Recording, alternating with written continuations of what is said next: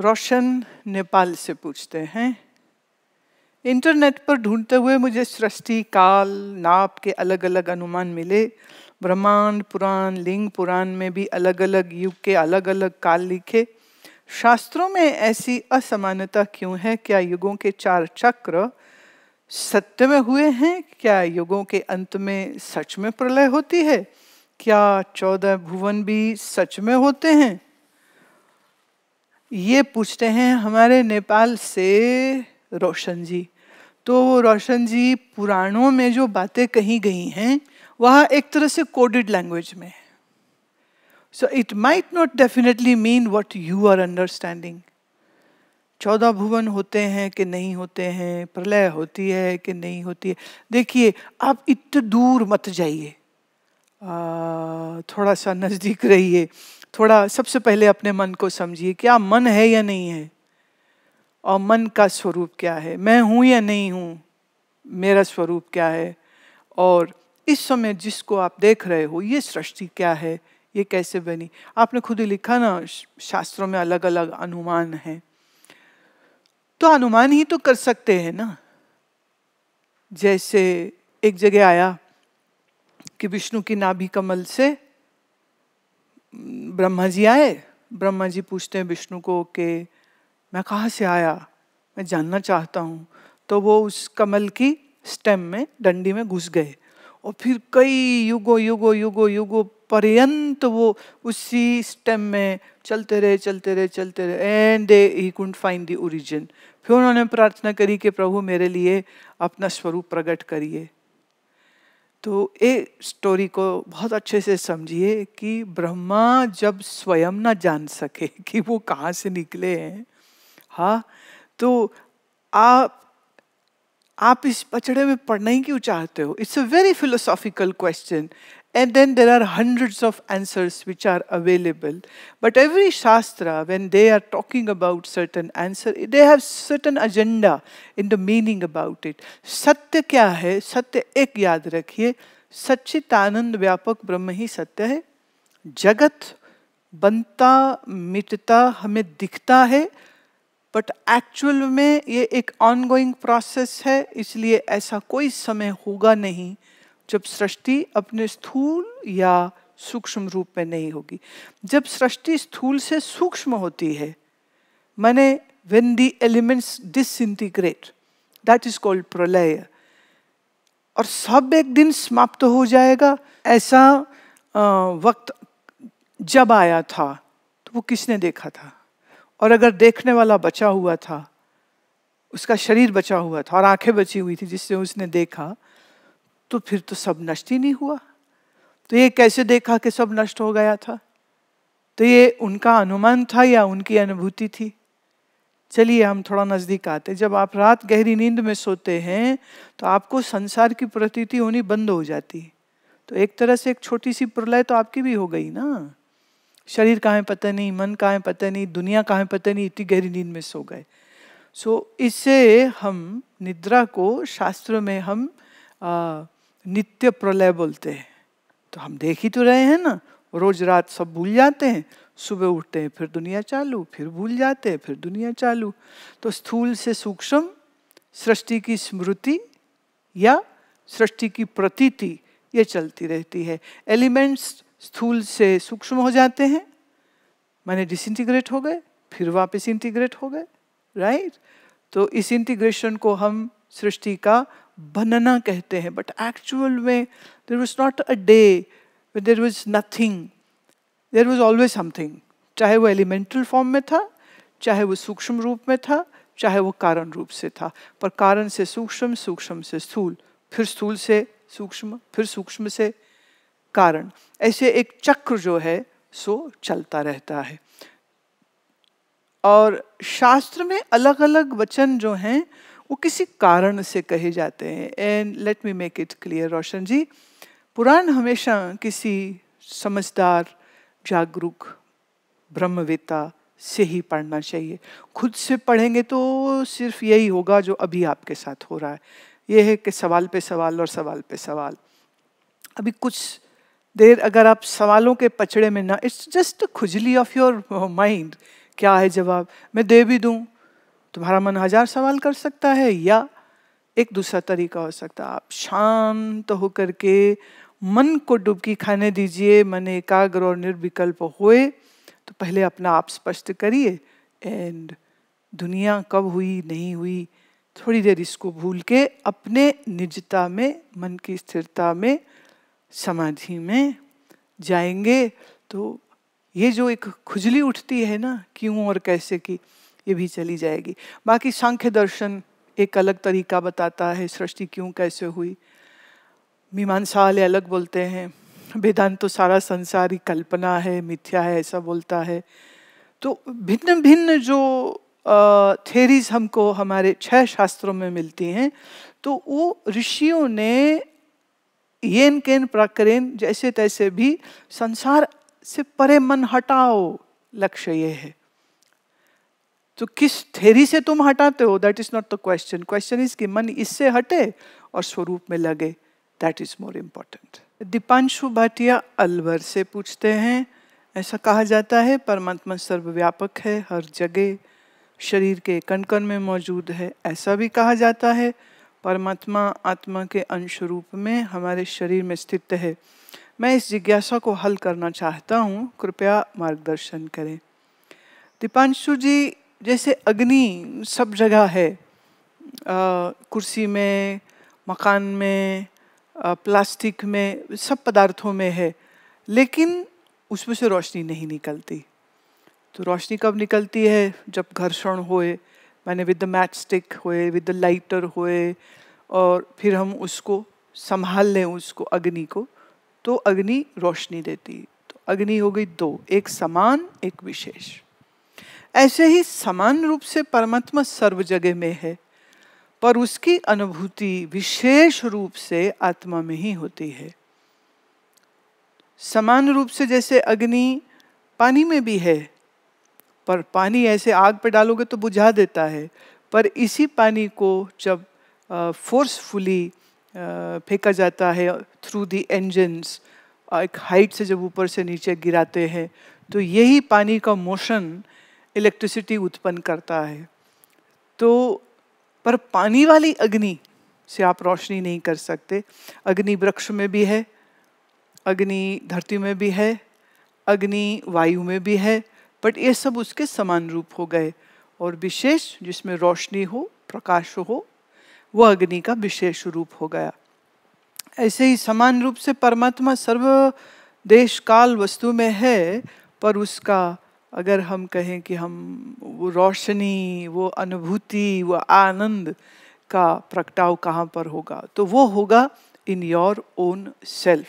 अपने आप को जिस दिन हम जानते हैं यहाँ कौन बैठा है, यहाँ वो कैसे रहता है, जिस दिन उसका बोध होता है, तो ये परमात्मा का हम कह सकते हैं विशेष रूप, या यूं कहो कि तुम परमात्मा के विशेष रूप हो। पर इस तुम को जब मैं कह रही हूँ तो वो तुम्हारा शरीर नहीं है, मन नहीं है, बुद्धि नहीं है, चेतना भी नहीं है।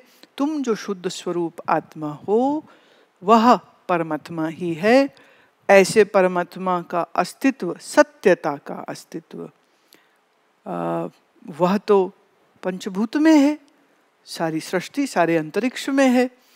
पर अगर मैं उसको जानना चाहूँ, मेरी बुद्धि समझना चाह रही है कि क्या है, तो उसके लिए बाहर नहीं, अपने भीतर जाने की जरूरत है। तो व्यापक है तो अर्थात सब जगह है, पर परमात्मा कोई वस्तु नहीं है जिसे हम आँख से देख ले, कान से सुन ले, ऐसा शब्द नहीं है, सुगंधी नहीं है कि हम सूंघ ले। तो फिर कैसे जाने उसको? तो वह अपने स्व में, अपने निजता में उसको हम जान सकते हैं। विशाल शर्मा गुड़गांव से, अध्यात्म के रास्ते पर चलते हुए अक्सर खुमारी चढ़ी रहती है। बहुत खूब, लेकिन वह हमेशा कायम नहीं रहती, आगे प्रगति नहीं होती। मन करता है संसार का हर कार्य खुमारी के साथ करें, पर ऐसा भी नहीं हो पाता। क्या करूं कि ये स्थिति सदैव रहे, और इसमें प्रगति के लिए क्या करना होगा? देखो, जब आप ध्यान करेंगे, कीर्तन करेंगे, मस्ती तो आएगी, पर ये जो विशेष स्थिति आती है वो हमेशा अगर रह गई तो फिर वो विशेष कैसे रह गई? पर जैसे हम सुबह एक बार नहाते हैं पर शाम तक एटलीस्ट वी फील फ्रेश, पर वो फ्रेशनेस धीरे धीरे घट जाती है। ऐसे ही साधक को एक अच्छी अनुभूति ध्यान में होती है, मस्ती आती है, पर फिर थोड़ी थोड़ी थोड़ी थोड़ी घटने लग जाती है। इसलिए फिर दोबारा बैठने की ज़रूरत है, जैसे दोबारा नहाने की ज़रूरत है।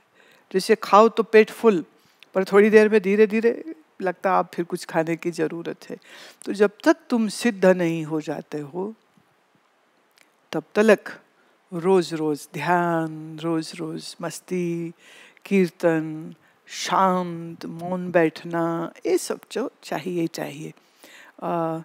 प्रगति होती है, हम कितना उसमें वैराग्य डालते हैं, हम अपनी साधना में कितना प्रेम डालते हैं, कितनी निरंतरता से हम उसको करते हैं, उसी से फूल खिल जाते। बहुत लोग हैं वो सोचते हैं कि एक बार हो गया तो अब तो क्या करना दोबारा, तो वो फिर संसार की पचड़ा पचड़ी में मरते हैं, रोते हैं, तड़पते हैं। पर फिर कभी ख्याल आता है कि अरे वही अवस्था अच्छी थी जहाँ मैं था और मेरा यार था और मेरे यार के संग दिल हुआ, खूब करार था, बेकरार नहीं करार में था। तो ये करते रहना, प्रार्थना करते रहना, साधना करते रहना, जीवन और क्या है, जीवन यही तो है। खूब मुस्कुराते रहो, गीत गाते रहो, प्रेम से सत्संग सुनते रहो, भीतर अपने डुबकी लगाते रहो, तो कभी मस्ती खूब आएगी, छा जाएगी, फिर धीरे धीरे कम हो जाएगी तो फिर ले लो। संसार में न दौड़ो, संसार में रहो, पर संसार में फंसो मत। कीचड़ है पर कमल की तरह खिलो। कमल अछूता है कीचड़ से, पानी से, सुंदर है अपने आप में, it's beautiful. So be like a lotus, be like a kamal. कीचड़ तो होगा तभी तो कमल खिलेगा। इसलिए ये संसार भी चाहिए, इसका विरोधाभास, इसकी लड़ाइयाँ, इसके झगड़े, इसका हानि, इसका नुकसान, ये सब ड्रामा चाहिए। और फिर ये ड्रामे में तुम अपने आप को स्थिर कर सको, अपने आप को देख सको, प्रभु का प्रेम का गीत गा सको। तो ये करत विद्या है, सुनत विद्या। मुझे तुम सुनते रहो, कुछ नहीं होगा, पर सुन के करने लग जाओगे बहुत कुछ होगा। कभी थोड़ा और कभी ज़्यादा होगा। मधु बर्मिंघम इंग्लैंड से पूछते हैं, मुझे नहीं पता, मैं पिछले 6-7 महीनों से इतना बदल गई हूँ। मैं बहुत नियमित ध्यान करती थी, सत्संग सुनती थी। मेरे श्वास पिछले 3-4 सालों में 5 से 6 प्रति मिनट हो गए थे। पर अभी मैं फिर से लक्ष्यहीन मधु हो गई हूँ। मैंने सोचा ये तो छोटा सा पड़ाव है जो कुछ समय में बदल जाएगा, पर अब मैं बहुत व्याकुल हो रही हूँ, कृपया मेरी मदद करें। मधु चिंता मत करो, ज्वार भाटा इसी को कहते हैं। कभी समंदर की लहर बहुत ऊंची, और जितनी ऊंची फिर उतनी गहरी खाई। कभी कभी प्रारब्ध हमें बाहर ऐसी कुछ परिस्थितियां दे देता है जिसमें मन फिर उलझ जाता है, कभी ममता में, कभी क्रोध में, कभी लोभ में, कभी उच्छृंखलता में। कभी तो पार्टी ही करना अच्छा लग गया, तो लगा क्या आंख बंद करके चुपचाप कमरे में बैठना, चलो घूमो, चलो भागो, गाओ, नाचो, पार्टी जाओ, खाओ पियो, that's fun, everybody saying that is fun, why your Madhu you are missing everything, come. और कहीं ना कहीं वो फिर पुरानी आदतें जाग जाती, वो पुरानी मधु फिर अंगड़ाई लेके आ गई बाहर। पर मधु अब तो तू चाहे भी तो अब इससे छूट नहीं सकती है। मैं कई बार कहती हूँ, भुलाए न भूलेंगे हम कभी तुम्हें ए सनम। एक बार मिल गए तो कैसे भूलोगे, एक बार सत्संग का आनंद ले लिया तो फिर तो संसार में कोशिश करके भी फंसना चाहोगे तो नहीं फंस सकोगे। आज नहीं कल फिर मन डुबकी मारेगा और कहेगा अरे क्या कर रहे हो, क्या भोग के पीछे भाग रहे हो, चल बैठ ध्यान कर। तो फेजेस हैं, गिरना भी अच्छा, क्योंकि गिरने के बाद फिर हम बेहतर संभलते हैं, और संभलना तो बहुत ही अच्छा, क्योंकि ये हमारे जीवन का लक्ष्य है। सो चिंता नहीं करो, हर चीज बदलती है, कभी अच्छे के लिए कभी बुरे के लिए भी, पर बुरे से भी सबक लो और घबराना बिल्कुल नहीं है। मन है कभी कभी चालें खेल जाता है, फिर से वो कंट्रोल लेना चाहता है कि मधु मेरी सुन, पर मधु को मन की नहीं गुरु की सुननी है। और गुरु की सुनती रहेगी तो जल्दी ही इस मन का शोर शराबा सब चला जाएगा, और तो फिर वापस मन एकाग्र, मन शांत, मन प्रेममयी हो जाएगा. So need not worry about it. Have faith.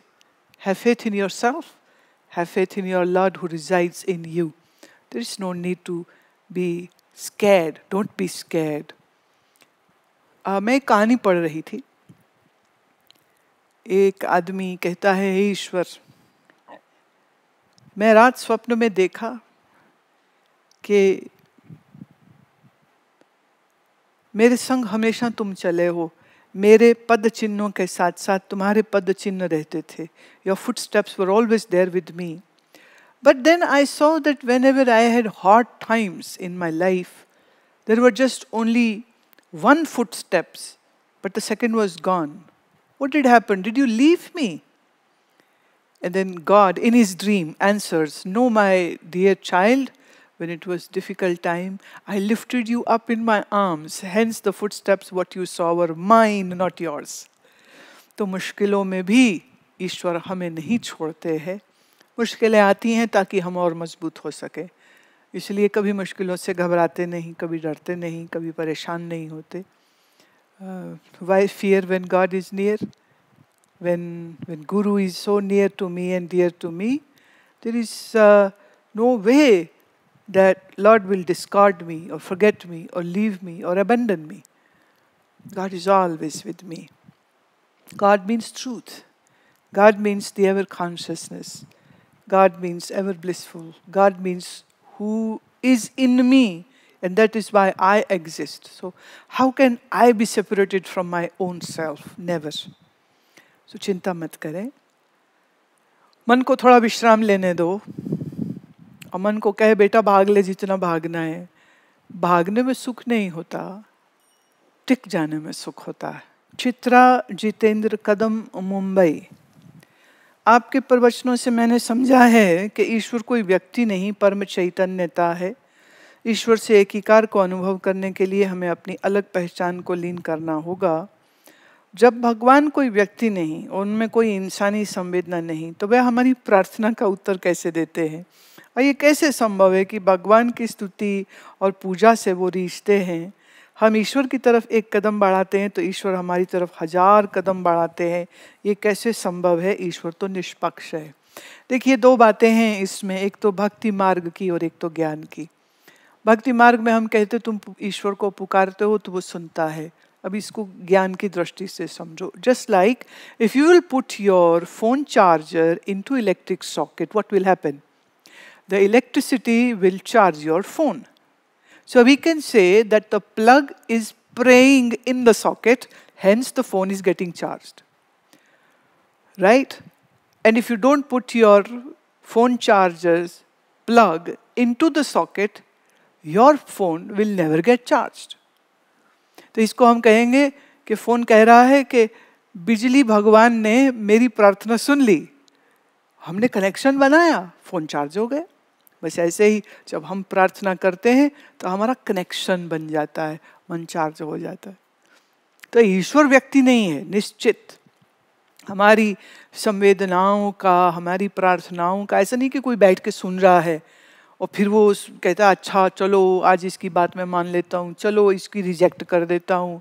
It's not. भगवान है कोई सरकारी ऑफिस थोड़ी जहाँ फाइल रिजेक्ट और एक्सेप्ट हो रही है और वो that's because the officer is in mood to accept or reject. No, no, no. ईश्वर तत्व है, अस्तित्व है. मन उस अस्तित्व से दूर रहता है तो दुख, पीड़ा, शोक, मोह, आसक्ति होती है. मन ईश्वर के संग जुड़ता है, एकांत में, एकाग्रता में, मन के निर्विचारिता में मन ईश्वर से जुड़ता है. तो फिर क्या होता है? मन चार्ज हो जाता है. और जो ये कहा कि आप एक कदम उसकी तरफ जाओगे और वो 1000 कदम तुम्हारी तरफ आएगा. मैं फिर से फ़ोन चार्जर का एग्जांपल लेती हूँ. आप एक बार प्लग को सॉकेट में लगाते हो तो आपके फ़ोन में कितनी सारी मात्रा में बिजली आ जाती है और कितने देर तक वो फिर चलती रहती है. जैसे हम फ़ोन यूज़ करते हैं, ज्यूं ज्यूं त्यों त्यों उसकी बैटरी जो है वो ख़त्म होती है, नील होती है, फिर वापस चार्ज कर लेते हैं। इसे ही हमारा मन, ईश्वर से हमने शक्ति ली, संसार में भाग दौड़ करके खर्च कर दी, फिर मन दुखी हो गया। समझदार लोग कहते कोई बात नहीं, हम अपने मन को फिर से चार्ज करते। तो let's do the praying, let's do the प्रार्थना। तो मन अंतर्मुखी गया, मन ठीक गया, मन फिर चार्ज हो गया। तो प्रार्थना हम हमारे लिए करते हैं, ईश्वर के लिए नहीं। और हमें सुख मिलता है क्योंकि हमारा मन टिकता है। और प्रार्थना का लक्ष्य भी यही है, हमारा मन टिक जाए। जैसे एक आदमी साइकिल पे चलते हुए एक राहगीर से पूछता है कि मुझे ना दिल्ली पहुंचना है, तो मैं कितने समय में पहुंचूंगा? राहगीर ने कहा कि तुम जिस दिशा में जा रहे हो अगर इसमें चलते रहे तो 50 साल में भी दिल्ली नहीं पहुंचोगे, क्योंकि तुम उल्टी तरफ मुंह किया है। तो साइकिल का मुंह घुमाओ, नॉर्थ की तरफ ले जाओ, तो फिर तो 1 ही घंटे में पहुंच जाओगे। तो हम ईश्वर से मुख मोड़ के, संसार की ओर मुंह मोड़ के भागते हैं और पूछते हैं हमें आनंद शांति सुख कब मिलेगा? तो कभी नहीं मिलने का। तो क्या करना है? बोले मन का मुख मोड़िए ईश्वर की ओर, तो ईश्वर तो पास ही हैं, वो तो कहीं दूर थोड़े ना है। सो हमारे मन की दिशा गलत होती है, बहिर्मुख है, उसे अंतर्मुखी करते हैं। और प्रार्थना वो तरीका है जिससे हमारा मन अंतर्मुखी होता है। इसीलिए मैं कहती हूँ प्रार्थना बहुत ज़रूरी है। सुबह हो, शाम हो, रात हो, घर में हो, घर के बाहर हो, अगर मन हमेशा प्रार्थना में रहेगा, सही मार्ग में रहेगा, सही दिशा में रहेगा, सही डायरेक्शन में रहेगा, तो फिर भटकेगा नहीं, सुख में रहेगा, आनंद में रहेगा, प्रेम में रहेगा, शांति में रहेगा। और यही तो तुम चाहते हो। चित्रा जितेंद्र कदम, मुंबई। प्रश्न है, घाटकोपर के सत्संग के बाद सेवादारों को मिलने के समय मेरा छोटा 3 साल का बेटा आपको पहली बार देखा। आपने उसके गालों पर हाथ फेरा और जाते समय टाटा किया। तब से वह अति विशेष रूप से आपकी ओर आकर्षित है। वो हमें रोज याद कराता है। वह हम दोनों के साथ त्राटक, जप, योगासन इत्यादि साधना के लिए भी बैठता है। उसके जन्म के बाद ही मैंने आपको सुनना शुरू किया और अभ्यास भी करने लग गई। शायद वह अपने इसी जन्म में नहीं बल्कि पिछले जन्म से परिचित है। मैं जानना चाहती हूँ क्या हम उसकी प्रगति में सहायक हो सकते हैं और कैसे। चित्रा और जितेंद्र, तुम जो कर रहे हो ना बस यही करते रहो। और मुझे बहुत प्रसन्नता है कि आपका पुत्र आपके संग ये सब चीज़ें, वो सब कुछ शायद ना भी कर पाए, छोटा है, पर आपको करते देख रहा है, सीख रहा है।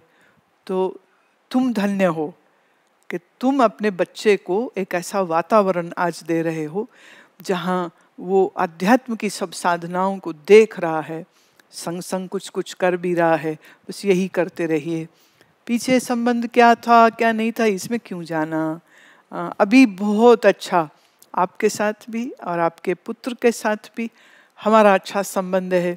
So just enjoy that, don't go in past, don't regress, just be in this now and enjoy. Dayanand Lal Das, Delhi से। दयानंद जी का तो नाम भी बड़ा खूबसूरत है। प्रश्न क्या है कि आपका धन्यवाद कि आपने संवाद जैसा अवसर प्रदान किया।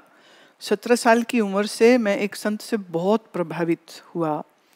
4 साल पहले उनका अनुसरण किया, इससे मेरी जिंदगी में बहुत सकारात्मक प्रभाव आए, आध्यात्मिक अनुभव हुए। पर जब से उन पर कोई आरोप लगा और वो जेल गए, मेरा दिल बहुत आहत है। अभी की स्थिति है कि मैं निर्णय नहीं कर पा रहा हूँ कि मैं आगे कैसे बढ़ूँ। क्या मुझे उन्हें गुरु मानते रहना चाहिए या किसी नए गुरु की खोज करनी चाहिए जो मुझे आध्यात्मिक पथ की नई ऊंचाइयों पर ले जाए। दयानंद जी, गुरु किस परिस्थिति में हैं या उन पर क्या आरोप है और वो जेल में क्यों है, मैं इसमें नहीं जाना चाहती हूँ। पर मैं ये कहना चाहती हूँ कि उन्होंने जो भी कुछ तुमको सिखाया वो तो यथार्थ ही था, सत्य ही था, क्योंकि शास्त्र से अलग थोड़ा ना कोई कुछ सिखा देगा। तो शास्त्र ने जो कुछ कहा है वो सत्य है, तो जो उन्होंने उपदेश दिए वो सत्य है। तो जो आप साधना कर रहे हैं उसको करते रहिए। रही बात किसी और गुरु को ढूंढूं, मैं तो आपके मन में संशय तो आ ही चुका है। हाँ, तो एक तरह से आपका मन उनसे तो पीछे हट चुका है। तो ये मैं कैसे कहूँ कि आप नया गुरु ढूंढो या ना ढूंढो, पर मैं इतना कहूँगी कि तुम भले हमें गुरु मानो ना मानो, मुझे कोई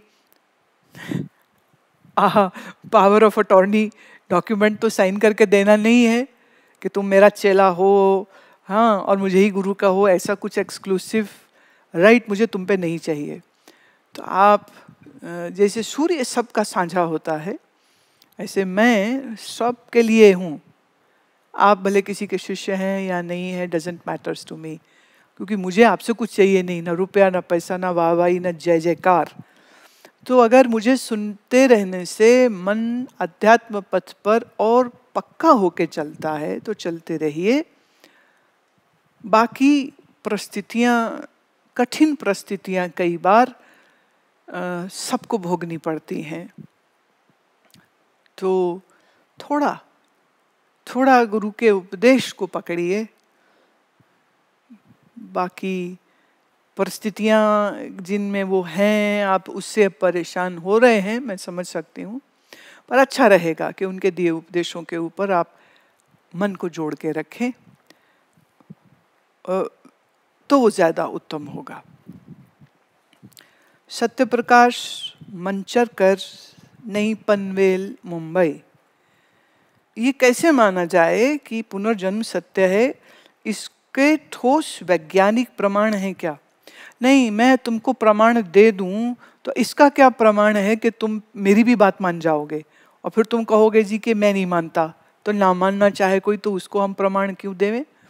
और अगर आप प्रमाण ही ढूंढना चाह रहे हो तो मैं एक सुझाव देती हूँ, या तो आप स्टैनफोर्ड यूनिवर्सिटी में जहाँ ये रिसर्च हुई है, डॉक्टर इयन स्वेंसन, जिन्होंने इसके ऊपर 5000 केसेस को उन्होंने वैलिडेट, वेरीफाई किया है, जहाँ इन लोगों को इनके पूर्व जन्म याद आ गए और ऑथेंटिकल करने के लिए वो उन सब जगहों में गए हैं। पर तुम्हें प्रमाणों की जरूरत क्यों? ये तो खुद ढूंढो ना, तुम ध्यान में ढूंढो और प्रतिप्रस्व करो। Go back in your own unconscious mind, look where these memories are stored. ये ज़्यादा बेहतर रहेगा। मैं बोल दूं होते हैं, उससे तुम्हारा जीवन में क्या बदलाव आएगी? मैं कहूँ नहीं होते हैं, तो उससे क्या फर्क पड़ जाएगा?